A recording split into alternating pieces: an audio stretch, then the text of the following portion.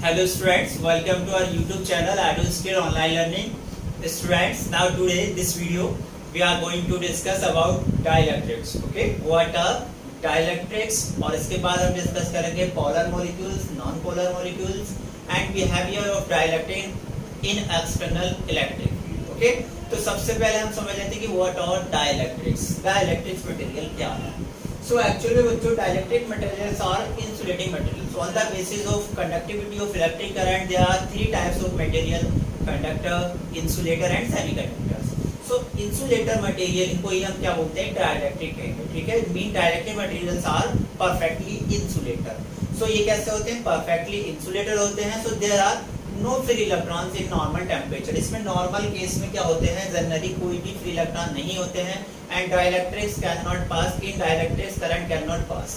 Okay, dielectric से कोई भी करंट पास नहीं होती है नॉर्मली. ठीक है, सो ये बिहेव करते हैं as like a insulator. Dielectric materials, is it clear?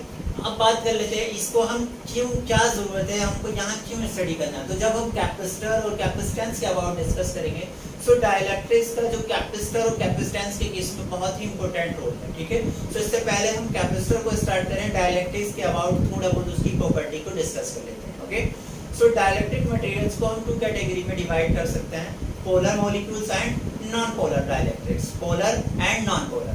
Polar क्या होता है? नॉन पोलर की बात करते हैं. सबसे पहले हम डिस्कस करेंगे नॉन पोलर मॉलिक्यूल्स और नॉन पोलर डाइलेक्ट्रिक्स. तो नॉन पोलर डाइलेक्ट्रिक्स मटेरियल्स या मैं कहूं नॉन पोलर डाइलेक्ट्रिक मॉलिक्यूल्स क्या होते हैं? ऐसे मॉलिक्यूल्स जिनमें positive charge and negative charge coincide करते हैं. कोइंसाइड करते हैं उसको हम क्या बोलते हैं? उस टाइप्स के मटेरियल को क्या बोलते हैं? हम डाइलेक्ट्रिक्स. जैसे सपोज कीजिए, अगर मैं कंसीडर करें कोवेलेंट बॉन्ड को, तो आपने केमिस्ट्री में स्टडी किया होगा. सो कोवेलेंट बॉन्ड क्या होता है? हाइड्रोजन H2 का अगर मैं स्ट्रक्चर को डिस्कस करूं, सो हाइड्रोजन एक इलेक्ट्रॉन शेयर करता है अपने नियर बाय दूसरे हाइड्रोजन एटम से और एक कोवेलेंट बॉन्ड बना देता है. ओके, सो जितनी ताकत इसकी है उतनी ही ताकत इसकी है. तो साझा जो इन्होंने इलेक्ट्रॉन की शेयरिंग की है, जो साझा किया हुआ इलेक्ट्रॉन है वो दोनों के पास रहता है इक्वली, दोनों के इक्वली पास रहता है. ठीक है, या मैं कहूँ जो पॉजिटिव चार्ज आयन है और जो नेगेटिव चार्ज आयन है उनका जो सेंटर है वो क्या करता है? कोइंसाइड करता है, एक ही प्लेस पर होता है. In the absence of external electric field. External electric field अगर नहीं है तब. ओके, तो इस टाइप के मॉलिक्यूल्स क्या होंगे? जिसमें जो इलेक्ट्रॉन की शेयरिंग हो रही है, जो साझे का इलेक्ट्रॉन है वो सेंटर में है, सेंटर में है, या मैं कहूँ पॉजिटिव चार्ज आयन और नेगेटिव आयन क्या है? कोइंसाइड करते हैं. Then such type of molecules is called non polar molecules. Okay, बात करें अगर पोलर मॉलिक्यूल्स की, सो पोलर मॉलिक्यूल्स क्या होते हैं? तो अगर मैं बात करूं HCl का, अगर मैं बात करूं HCl, हाइड्रोजन क्लोराइड, तो इसमें जो साझे का इलेक्ट्रॉन होता है, इलेक्ट्रॉन की इक्वल शेयरिंग से जो कोवेलेंट बॉन्ड बनता है, उसमें हाइड्रोजन का जो इलेक्ट्रॉन होता है और एक क्या होता है? क्लोरीन का इलेक्ट्रॉन होता है. ठीक है, and we know that chlorine is a more electronegative atoms. Chlorine क्या है? मोर इलेक्ट्रोनेगेटिव एटम्स है. और इलेक्ट्रॉन उस साइड मोर इलेक्ट्रोनेगेटिव एटम्स का मतलब क्या है? इसको इलेक्ट्रॉन की ज्यादा जरूरत है. ये मोर इलेक्ट्रोनेगेटिव मतलब जो इलेक्ट्रॉन को अपनी ओर अट्रैक्ट ज्यादा करता है. तो जो साझे में इन्होंने कोवेलेंट बॉन्ड बनाया था वो क्या हो जाएगा? क्लोरीन की साइड ज्यादा शिफ्ट हो जाएगा, हाइड्रोजन की साइड कम रह जाएगा. मेन साझे का इलेक्ट्रॉन हाइड्रोजन से मैं कहूँ पूरा नहीं जाएगा, साझा तो रहेगा, बट ऐसा मैं कह सकता हूँ पार्शियली चला जाता है. तो अगर कहीं से इलेक्ट्रॉन चला जा रहा है तो वहां पे कैसा चार्ज आ जाता है? पॉजिटिव. और क्लोरीन क्या कर लेता है? उस साझा किए गए इलेक्ट्रॉन को, जो उन्होंने इलेक्ट्रॉन की शेयरिंग की थी, उसको अपने पास ले लेता है. मीन पार्शियली अब इसकी क्लोरीन के पास चला जाता है. तो जहाँ इलेक्ट्रॉन की इंक्रीज हो जाएगा इलेक्ट्रॉन, वहां पे क्या हो जाएगा? नेगेटिव. तो हाइड्रोजन पे एक पॉजिटिव चार्ज आ जाता है पार्शियली और क्लोरीन पे पार्शियली नेगेटिव चार्ज आ जाता है, जो कि साझे का इलेक्ट्रॉन क्लोरीन की साइड ज्यादा हो गया, हाइड्रोजन की साइड कम रहा. तो इस पे पार्शियली पॉजिटिव चार्ज आ जाएगा और क्लोरीन पे पार्शियली नेगेटिव चार्ज आ जाएगा. या मैं कहूँ इसका एक एंड जो हो जाएगा बिहेव करेगा एज लाइक ए पॉजिटिव और दूसरा as like a negative. So positive charge और नेगेटिव चार्ज दोनों, जितना यहाँ पे पॉजिटिव क्रिएट हुआ है सेम अमाउंट का नेगेटिव क्रिएट हो जाएगा. मेन यहाँ पर एक डाइपोल क्रिएट हो जाएगा. क्या क्रिएट हो जाएगा? डाइपोल क्रिएट हो जाएगा. और इस टाइप्स के जो मॉलिक्यूल्स होंगे उनको हम बोलते हैं पोलर मॉलिक्यूल्स. मीन इसमें डाइपोल क्रिएट है.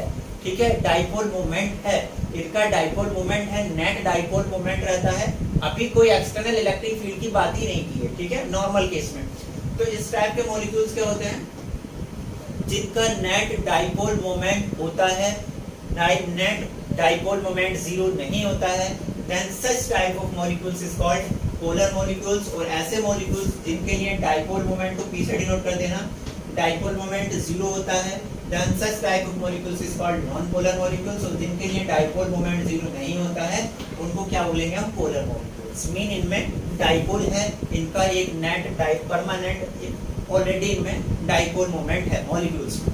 ओके, सो इसमें क्या रहता है, पॉजिटिव चार्ज आयन और नेगेटिव चार्ज आयन कॉन्साइड रहते हैं नॉर्मल कंडीशन में। और इसमें क्या रहते हैं, जो साजी का इलेक्ट्रॉन है, पॉजिटिव आयन और नेगेटिव आयन कॉन्साइड नहीं रहते हैं, ठीक है। पॉजिटिव चार्ज आयन और नेगेटिव आयंस क्या रहते हैं, कॉन्साइड नहीं रहते हैं, उनमें कुछ ना कुछ डिस्प्लेसमेंट रहता है और वो फॉर्म करते हैं डाइपोल को, या में उनमें एक नेट डाइपोल होता है और वी हैव डाइपोल मोमेंट होता है, और that is such type of molecules is called polar molecules. Okay, अब बात कर लेते हैं नॉन पोलर डाइलेक्ट्रिक्स इन एक्सटर्नल इलेक्ट्रिक फील्ड। क्या होगा, नॉन पोलर मॉलिक्यूल्स हैं, नॉन पोलर मॉलिक्यूल्स मीन उनमें पोल तो नहीं है, मीन जो साजी का इलेक्ट्रॉन है कॉन्साइड है, पॉजिटिव चार्ज आयन और नेगेटिव चार्ज आयन कॉन्साइड करे हुए, ठीक है। सो क्या हो अगर हम उनको एक्सटर्नल इलेक्ट्रिक फील्ड में रख दें, तो अगर एक्सटर्नल इलेक्ट्रिक फील्ड में रखना, सपोज करूं मैंने इनको एक एक्सटर्नल इलेक्ट्रिक फील्ड आया ई, इस डायरेक्शन में मैंने लगाया, तो ई की जिस डायरेक्शन में होती है पॉजिटिव चार्ज पार्टिकल को उसी डायरेक्शन में फोर्स अप्लाई होता है, नेगेटिव चार्ज पार्टिकल को उसके अपोजिट डायरेक्शन में फोर्स अप्लाई होता है। इस केस में क्या था, एक्सटर्नल इलेक्ट्रिक फील्ड नहीं था, E इक्वल टू 0 था, ठीक है।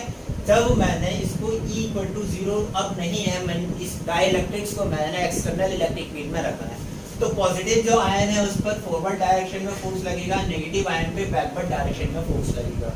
सो जो चार्ज आयन कॉन्साइड कर रहे थे एक ही सेंटर पे थे, अब उनके सेंटर अलग अलग हो जाएंगे लाइक दिस, ओके। और इस कंडीशन में उनमें एक पोलराइजेशन हो जाएगा, या मैक्रोम डाइपोल क्रिएट हो जाएगा, नेट डाइपोल क्रिएट हो जाएगा, ओके। इस टाइप से डाइलेक्ट्रिक एक्सटर्नल इलेक्ट्रिक फील्ड में बिहेव हो रहा है डाइलेक्ट्रिक का। अगर मैं बात करूं polar non polar molecules, sorry polar molecules in external electric field, so polar molecules को भी, पोलर मॉलिक्यूल्स में क्या होता है, डाइपोल तो ऑलरेडी रहता है बट उनका ओरिएंटेशन क्या रहता है, डिफरेंट डायरेक्शन में रहता है। ये पॉजिटिव इस डायरेक्शन में था, ये इस डायरेक्शन में है, इनका ओरिएंटेशन डिफरेंट डायरेक्शन में होता है, जिससे इनका एक सिंगल मॉलिक्यूल्स का तो डाइपोल होगा, बट ओवरऑल अगर मॉलिक्यूल्स की बात करूं या मैं कहूं नेट डाइपोल मोमेंट का, सो नेट डाइपोल मोमेंट क्या रहता है, 0 रहता है।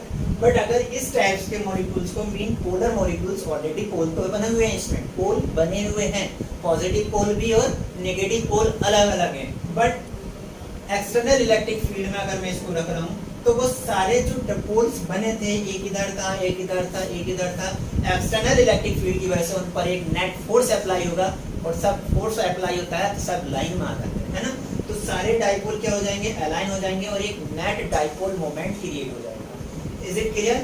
So external dipole, external electric field में इसमें भी नेट डाइपोल क्रिएट हो जाएगा और इसमें भी नेट डाइपोल मोमेंट क्रिएट हो जाएगा। Okay, so electric field mean अगर मैं डाइलेक्ट्रिक है, चाहे वो पोलर हो या नॉन पोलर, अगर डाइलेक्ट्रिक मटेरियल्स को मैं एक्सटर्नल इलेक्ट्रिक फील्ड में रखता हूँ, तो उनमें क्या हो जाता है, पॉजिटिव चार्ज आयन जो centre of positive ion charge ion और नेगेटिव चार्ज आयन कॉन्साइड ना करके उनके बीच में एक सेपरेशन क्रिएट हो जाता है और वो एक डाइपोल की तरह बिहेव करते हैं, ठीक है। अभी आप इतना समझिए, जब हम कैपेसिटर को डिस्कस करेंगे और कैपेसिटेंस को डिस्कस करेंगे तो उसमें इसका क्या इफेक्ट होगा उसको हम और डिस्कस करेंगे, ओके। अगर बात करें हम पोलराइजेशन का, सो पोलराइजेशन मीन ये जो पोल क्रिएट हो रहा है, यहाँ पे पोल नहीं थे जब इलेक्ट्रिक फील्ड नहीं था, यहाँ पर भी नेट डाइपोल मोमेंट 0 था जब कोई इलेक्ट्रिक फील्ड नहीं था, बट जब हमने इसमें एक्सटर्नल इलेक्ट्रिक फील्ड अप्लाई कर दिया तब क्या हो गया, इसका पोलराइजेशन हो गया, इसमें भी डाइपोल क्रिएट हो गया और इसका भी, इसमें भी पोल क्रिएट हो गया, ओके। मीन इसमें भी नेट डाइपोल मोमेंट क्रिएट हो गया। So creation of dipole, creation of dipole in the presence of external electric field is called polarization। इसी को क्या बोलते हैं हम, पोलराइजेशन बोलते हैं। Is it clear? मीन आपको क्या करना है, इलेक्ट्रिक फील्ड में नॉर्मली डाइपोल मोमेंट उसका 0 रहता है, बट एक्सटर्नल इलेक्ट्रिक फील्ड लगा करके आप उसको एज ए डाइपोल क्रिएट कर देते हैं उसमें और नेट डाइपोल मोमेंट उसमें क्रिएट कर देते हैं, that is called polarization. Okay, you mean creation of dipole in the presence of external electric field is called polarization. Okay, so जो external dipole create हो रहे हैं, सपोज करो हमने इतना इलेक्ट्रिक फील्ड लगाया है कि ये इसके ओरिएंटेशन को इस पे इतना फोर्स अप्लाई नहीं कर, ये इस पे अपोज करेगा, तो इतना फोर्स अप्लाई नहीं कर पा रहे कि ये एक लाइन में हो जाए. ठीक है, सो मीन पोलराइजेशन जो है वो डिपेंड करेगा इलेक्ट्रिक फील्ड पे. Okay, so polarisation is directly proportional. Polarisation जो फैक्टर है कितना डाइपोल मोमेंट क्रिएट हो रहा है पर यूनिट वॉल्यूम में, that is called polarisation factor. यहाँ पे डाइपोल क्रिएट हो रहे हैं, so dipole creation of dipole moment per unit volume is called polarisation factor. So polarisation factor जो है वो डिपेंड करता है इलेक्ट्रिक फील्ड पे, कितना डाइपोल मोमेंट क्रिएट होगा per unit volume, that is polarisation factor. And polarisation factor is directly proportional to E. एक proportionality का कांस्टेंट, प्रोपोर्शनलिटी साइन रिमूव करते हैं, सो एक कांस्टेंट आता है, दिस इज कॉल्ड काई. इसी को क्या बोलते हैं हम, काई. इसको CHI लिखते हैं और प्रोनाउंसिएशन इसका काई करते हैं. ओके, सो काई क्या है, एक प्रोपोर्शनलिटी कांस्टेंट है और यही is the characteristic of dielectric. काई की कैरेक्टरिस्टिक है, डाइलेक्ट्रिक की कैरेक्टरिस्टिक को रिप्रेजेंट करती है. ओके, सो पोलराइजेशन क्या हो गया ये हमने डिस्कस कर लिया. ओके, अब अगर बात करें जो हम बात कर रहे थे कि जब हमने डाइपोल को एक्सटर्नल इलेक्ट्रिक फील्ड में रखा तो उसमें पोलराइजेशन हो गया. ठीक है, सो इसके इनसाइड यहाँ पर क्या आ जाएगा, नेगेटिव चार्ज आ गया और इस साइड क्या आ गया, पॉजिटिव चार्ज आ गया.